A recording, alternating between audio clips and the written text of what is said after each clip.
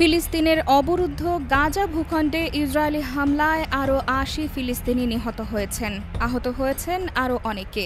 এর ফলে অবরুদ্ধ এই উপত্যকাটিতে নিহতের মোট সংখ্যা ৫০,৩৫০ ছাড়িয়ে গেছে।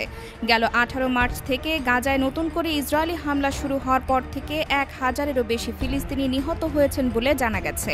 সোমবার ৩১ মার্চ এক প্রতিবেদনে এই তথ্য জানিয়েছে বার্তা সংস্থা আনাদোলু। এদিকে মন্ত্রণালয়ের এক বিবৃতিতে বলা হয়েছে, পবিত্র ঈদ উল ফিতরের প্রথম দিন গত রোববার ৫৩ জন নিহতকে গাজার হসপিটালে আনা হয়েছে। এতে আরও বলা হয়েছে, গত ৪৮ ঘণ্টায় ইসরায়েলি আক্রমণে আরও ৩০৫ জন আহত হয়েছেন। এর ফলে সংঘাতের শুরু থেকে আহতের সংখ্যা বেড়ে ১,১৪,৪০০ জনে পৌঁছেছে। অনেক মানুষ এখনও ধ্বংসস্তূপের নিচে এবং রাস্তায় পড়ে থাকলেও উদ্ধারকারীরা তাদের কাছে পৌঁছাতে পারেননি।